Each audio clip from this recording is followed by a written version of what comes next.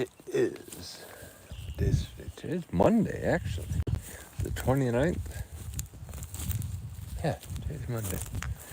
It was raining all day yesterday. Raining most of the day today. It finally stopped about an hour ago. And if you can hear the birds.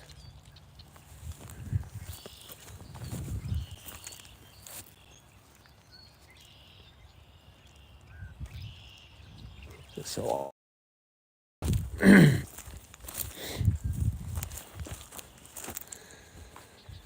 so since the last time we were live, what have we done? We talked to our lawyer in Texas, our lawyer oil consultant / somebody that knows a hell of a lot more about oil leases and oil and gas leases than I do.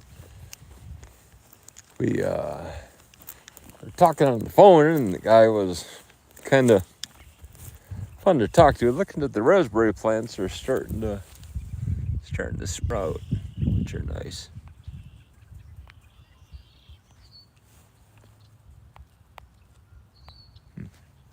Yeah, nice raspberry plants. I can't wait I wanted to get a couple of these. And actually, we're going to shovel up here. I didn't think about it today because it's cold. They're dormant. Actually, they're not dormant. They're already starting to sprout. They're coming around. Yeah, this is a good place to get raspberries. There's all kinds of wild raspberries up here, so they're vibrant. They're good at growing. So we talked to our oil and gas guy, and he was funny. He really didn't understand how I don't know about any of this. And I told him that I lived up in Michigan, and exact opposite side of the country from him. He kind of got the idea, and I said, well, let me put it to you this way. When there's a lake effect snow warning coming in for northern half of Michigan, what does that mean to you? Lake effect storm warning. Well, he had no fucking idea. So that was same thing. You don't understand wind chill lake effect. I don't understand oil and gas. I don't have to deal with it. So I gave him the information that I had. Apple has been upgraded from hold to buy. That's nice. Double APL. Love you, Apple. Thank you. So he called me back the next day, and he goes, well, I have some good news and bad news for you. And I said, well, okay, let's have the bad news first. He goes, well, you're going to hate working. I said, well, I already hate working, so that's not a problem. And he goes, so, well, what's good news? He goes, well, good news is with 664 acres that you own with the $750 per acre they want to lease it for, that gives me a royalty check of $48,073. And he went further on to his computations and said that in the Haynesville shale, where that my guess is, my land, I should be expecting every month a royalty check of $30,000. Damn. Times 12, $360,000 a year. That's over $250,000, almost $500,000. That is retirement money. But since all that land has been in our family for over, I don't know, 4 or 5 generations. Great. I am the 5th. That land's been split so many fucking times. Jesus. So I get less than 1/10 of an acre. I'm not upset. Obviously, this is the definition of free money. I don't have to do anything. I don't have to do anything for it. I don't have to do anything with it. All I do is sit back and let this money come in. And I'm expecting it to be about $3 to $4 a month. Is what I'm expecting for my oil money. It's not the money I'm looking forward to. It's the fact that once I get the royalties coming in, then I get to be a fucking oil snob. My family's been in the oil business, and my family's been in the Texas oil business for 4 generations, and I'm the 5th. That's so funny. I don't I stand by my first inclination of not accepting this money and letting it go somewhere else, my sister, whatever. It's not life changing. It's not going to be worth anything. I think it's going to actually be more of a hindrance than anything, because I'm going to have to start paying taxes on it. I'm going to have to start paying taxes on the land. I'm going to have to start paying taxes on the oil that comes out. I'm going to have to start paying capital gains. So it's not really. We're a union shop at work, and there was a girl that was working there part-time. As soon as Michigan went to a closed right-to-work state, it was no longer a right-to-work state, it was a closed shop state. We had a bunch of people quit because they couldn't afford to pay the shop dues because they weren't getting enough hours. They didn't need more hours, they were part-time. So that's kind of where I'm at now. I'm going to end up paying more taxes than I'm going to get for money over time. It's going to be a pain in the ass. And it's just not really worth the hassle for $3 a fucking month. I don't care. I told my wife, I don't care. I'll give it away. Actually, to be all honest, I've already looked up people to buy my mineral rights because I don't have any kids. I don't have any heirs. I'm not going to pass this down to anybody. You can't see it, but my dogs are way down there.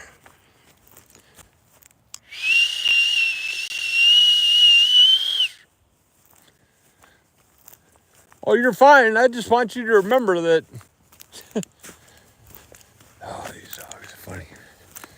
But actually, this is the first time we're back to the pipeline. It is nice. Oh, it is beautiful weather. Beautiful weather. It's cold. Not cold. It's warm. I don't know, 50, 45, 50, 55, something. Yeah, those are our tracks. I like these tracks. I like making tracks in first sand. It's fun. That was from, well, you can't tell because it rained all day, so my Jeep is kind of as clean as it's been for the past, I don't know, couple years. Well, if you can see Mac, he's sitting right there waiting for Ruckus to move. Ruckus is the black guy. All the way down there. That's Mac sitting right there. They're going to tangle. Mac's waiting for him to make a move so he can run down there and jump all over him.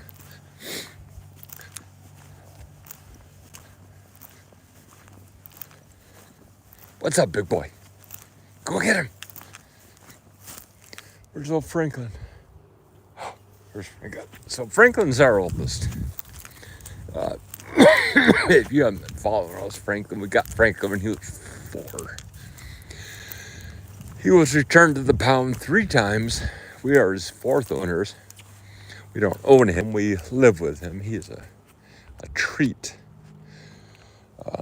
But he was a pound puppy. He had, when he was growing up, he couldn't get out of his cage. He couldn't stretch his legs. So he had,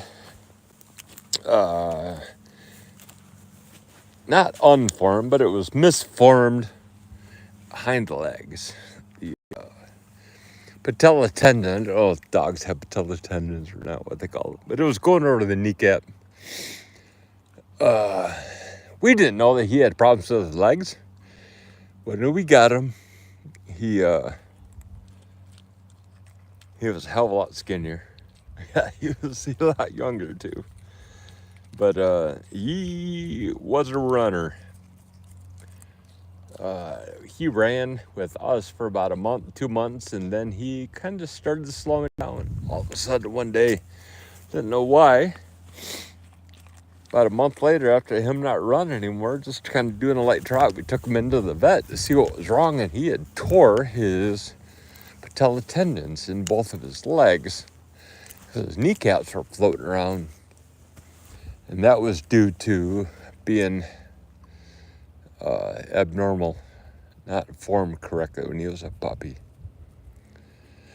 So we got that surgery done for him, and then next year we got the other leg done, and he's not a runner anymore, that's for damn sure, but he is still a good boy.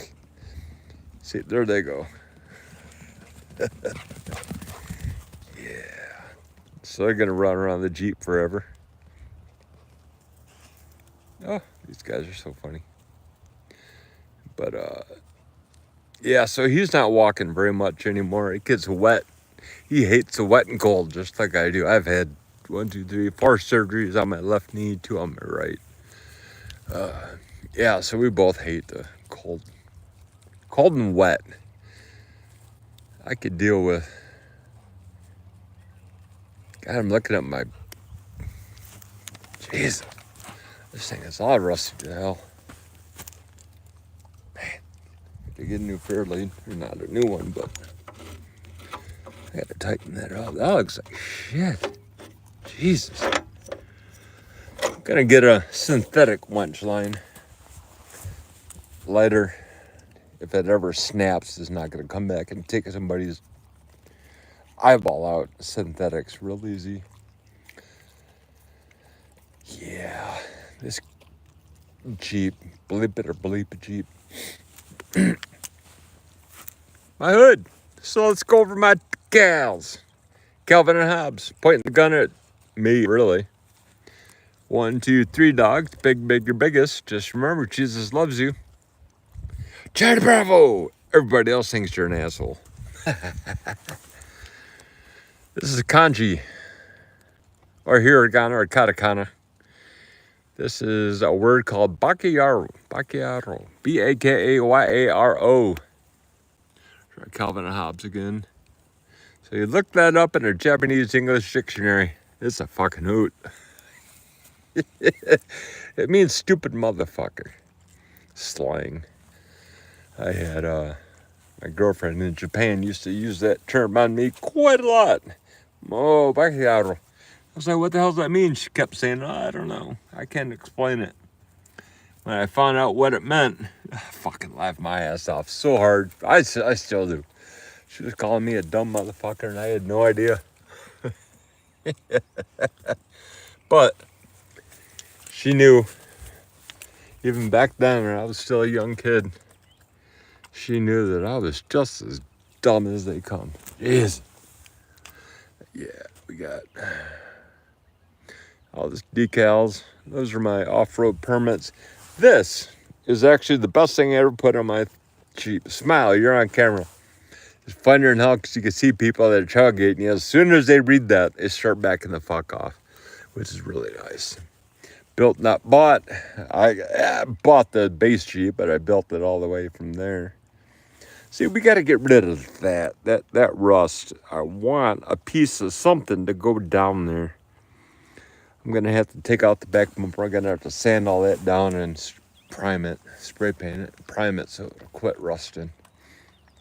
Rusting. Wipe that face off your head if you know where that came from. That's an awesome movie. Calvin and Hobbes again. Dogs again. But did you die? Got ammo. Bam. Broncos Jeeps that drink Bud Light. Oh, damn. There's my Top Gun. I used to have another Top Gun stickers somewhere around here. But it's gone. Say when. I'll be your Huckleberry. There's my ode to the office. Bears Beats Battlestar Galactica. I'll take a Jeep into the shop when I need to because like the dude abides. The guys love looking for my Jeep. It new decals and what's going on. 6.5 Grendel. That is the AR-15 platform. 6.5 Grendel. I love that gun. As well as I love pit bulls. Oh, let's explain. There's that deer. There was another one right there. And there's a third one somewhere. I've killed 3 deer with this. I've hit 2 Chevys. And there should be a Subaru sticker around here somewhere. Because I nailed the Subi too. Oh, there it is.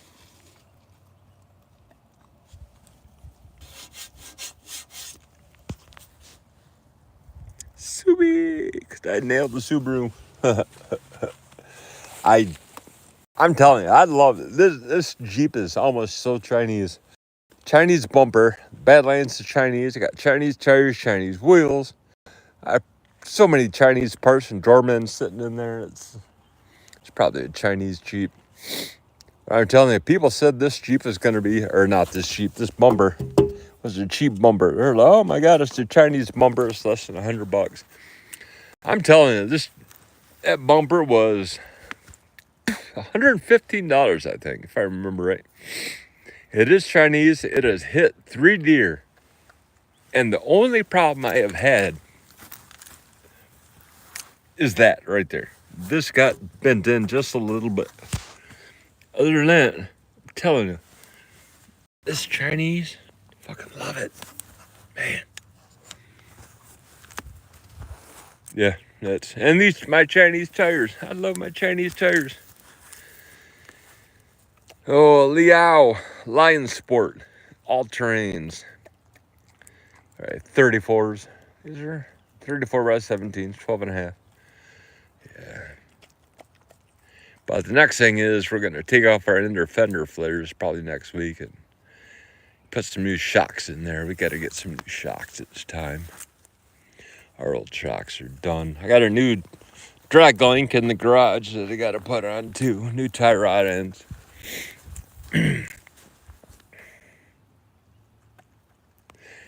Yeah, there's lots of this Jeep we got to do. We got to finish the lights.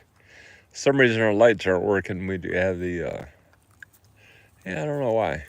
I kind of do, but it's a long, involved process of trying to find where it's not going. But looks like we got some more rain coming in. If you could look at the sky, that little front sitting right there tells me there's a little bit of rain coming. I can see some rain down below coming too. So we're gonna scoot, scat, skedaddle. You guys have a great day. It's 4:15, almost 4:20. So get yourself ready for 4:20, folks. Peace out. Have a great